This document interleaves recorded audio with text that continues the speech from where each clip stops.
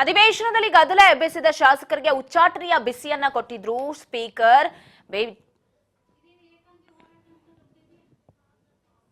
ಅಮಾನತು ಆದೇಶ ಮರುಪರಿಶೀಲಿಸುವಂತೆ ಹೋರಾಟ.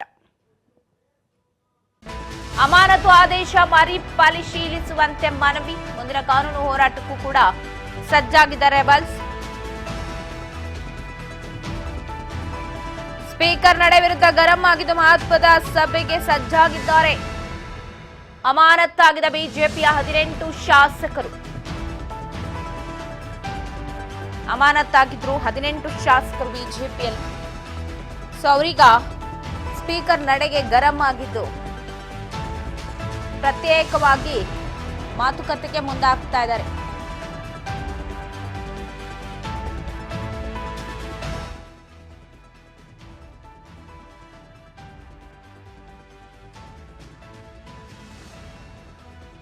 ಉಮಾನಾಥ್ ಕೋಟ್ಯಾನ್, ಶರಣು ಸಲಗಾರ್ ಇವರೆಲ್ಲ ಅಮಾನತುಗೊಂಡವರು. ಶೈಲೇಂದ್ರ ಬೇಲ್ದಾಲ್, ಯಶಪಾಲ್ ಸುವರ್ಣ,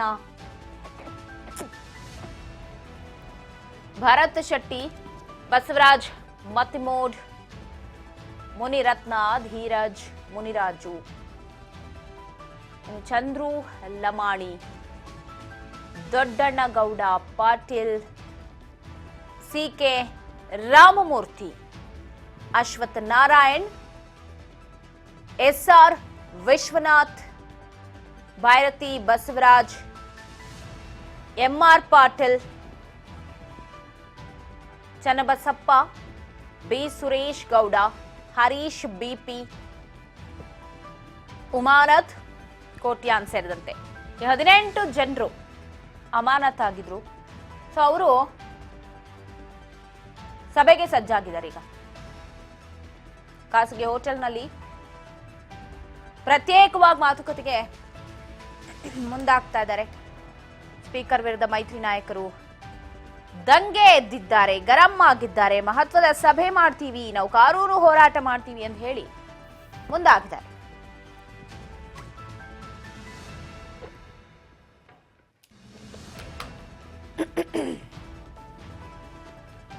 ಸಭೆಗೆ ಗೈರಾಗೋದಿರ್ಬೋದು, ಸಭೆಯಲ್ಲಿ ಗಲಭೆ ಗದ್ದಲವನ್ನೇ ಎಬ್ಬಿಸೋ ವಿಚಾರ ಆಗಿರ್ಬೋದು, ಇದೆಲ್ಲವನ್ನ ನೋಡಿ ಈ 18 ಜನರಿಗೂ ಅಮಾನತಿನ ಶಿಕ್ಷೆ ಕೊಟ್ಟಿದ್ರು ಸ್ಪೀಕರ್.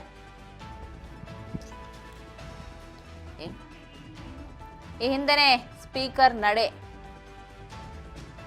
ನೋಡಿ ಗರಂ ಆಗಿದ್ರು. ಇದೀಗ ಮತ್ತೆ ಹೋರಾಟಕ್ಕೆ ಮುಂದಾಗಿದ್ದಾರೆ.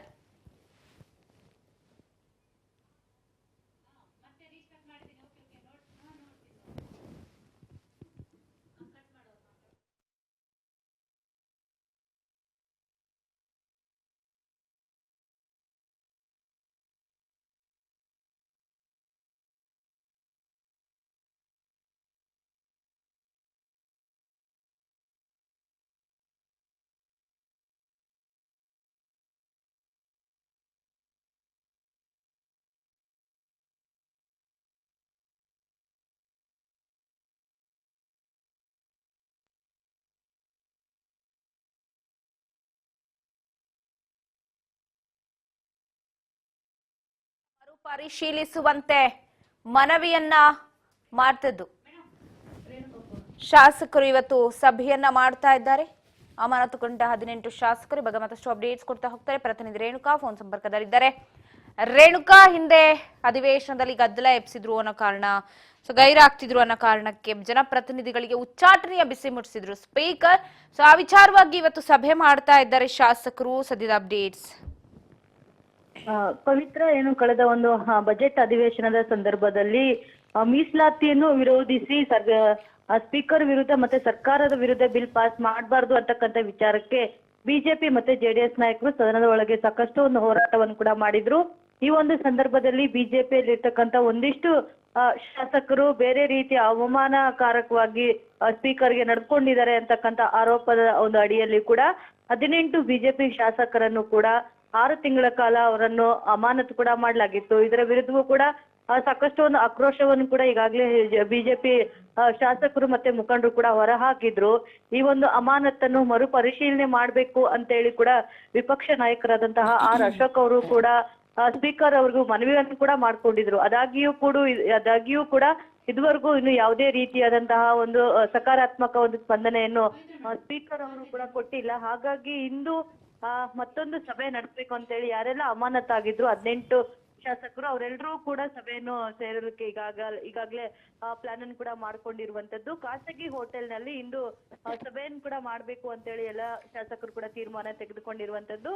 ಮಾಜಿ DCM ಆದಂತಹ ಅಶ್ವಥ್ ನಾರಾಯಣ ಅವರ ಒಂದು ನೇತೃತ್ವದಲ್ಲಿ ಈ ಒಂದು ಸಭೆ ನಡೆಯುತ್ತೆ. ಈ ಪ್ರಮುಖವಾಗಿ ಈ ಒಂದು ಸಭೆಯಲ್ಲಿ ಪ್ರಸ್ತುತ ಈ ಒಂದು 18 ಶಾಸಕರನ್ನು ಏನು ಅಮಾನತ್ ಮಾಡಲಾಗಿದೆ ಅವರಿಂದ ಆಗ್ತಾ ಇರ್ತಕ್ಕಂಥ ಒಂದಿಷ್ಟು ಸಮಸ್ಯೆಗಳಿರ್ಬೋದು, ತಮ್ಮ ಒಂದು ಕ್ಷೇತ್ರದಲ್ಲಿ ಜನರ ಒಂದು ಅಭಿವೃದ್ಧಿ ಕಾರ್ಯಗಳಿರ್ಬೋದು, ಮತ್ತೆ ಸಾರ್ವಜನಿಕರ ಒಂದು ಅಹವಾಲನ್ನು ಸ್ವೀಕರಿಸಲು ಕೂಡ ಯಾವುದೇ ಕಾರಣಕ್ಕೂ ಆಗ್ತಾ ಇಲ್ಲ.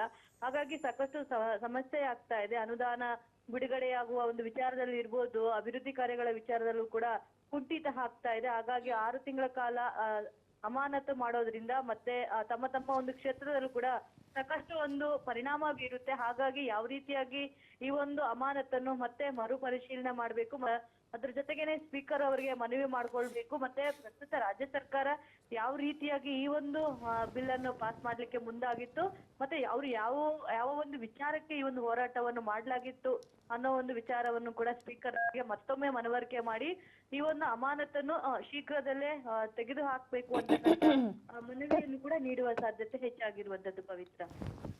ಎಸ್ ರೇಣುಕಾ, ಈಗ ನಾವು ಕಾನೂನು ಹೋರಾಟ ಕೂಡ ಮಾಡ್ತೀವಿ ಅಂತ ಹೇಳಿ ಹಿಂದೆಂದಲೂ ಈ ಉಚ್ಚಾಟಿತ 18 ಶಾಸಕರು ಹೇಳ್ತಾ ಇದ್ರು. ಈ ಹಿಂದೆ ಬಿಜೆಪಿ ನಾಯಕರು ಕೂಡ ಹೋರಾಟ ಮಾಡಿದ್ರು ಆ ಉಚ್ಚಾಟನೆಯನ್ನ ವಿರೋಧಿಸಿ. ಸೊ ಆಗ್ಲೂ ಸ್ಪೀಕರ್ ಏನು ಹೇಳಿರ್ಲಿಲ್ಲ. ಈಗ ಕಾನೂನು ಹೋರಾಟಕ್ಕೆ ಮುಂದೆ ಆಗ್ತಾ ಇದ್ರೆ ಅಂದ್ರೆ ಯಾವ ರೀತಿ ಕಾನೂನು ಹೋರಾಟ ಮಾಡ್ಬೋದು, ಇದಕ್ಕೆ ಸ್ಪೀಕರ್ ಏನ್ ಹೇಳ್ಬೋದು, ಏನಾಗತ್ತೆ ಅಂತ ಅದು? ಹೌದು ಪವಿತ್ರ, ಇನ್ನು ಈಗಾಗ್ಲೇ ಸರ್ಕಾರದ ನಡೆಯನ್ನು ಕೂಡ ವಿರೋಧಿಸಿ ಅದ್ರ ಜೊತೆಗೇನೆ ಪ್ರಮುಖವಾಗಿ ಸ್ಪೀಕರ್ ಅವರು ಒಂದ್ ರೀತಿಯಾಗಿ ತುಘಲಕ್ ಆಡಳಿತ ಮಾಡ್ತಾ ಇದ್ದಾರೆ. ಅವರು ಯಾವುದೇ ರೀತಿಯಾದಂತಹ ಸರ್ಕಾರದ ಪರವಾಗಿಯೂ ಇರಬಾರ್ದು, ವಿರೋಧ ಪಕ್ಷದ ಪರವಾಗಿಯೂ ಇರಬಾರ್ದು, ನಿಷ್ಪಕ್ಷಪಾತವಾಗಿ ಅವರು ಆ ಒಂದು ಸ್ಥಾನದಲ್ಲಿ ಕುತ್ಕೊಂಡು ಕಾರ್ಯ ನಿರ್ವಹಿಸಬೇಕು.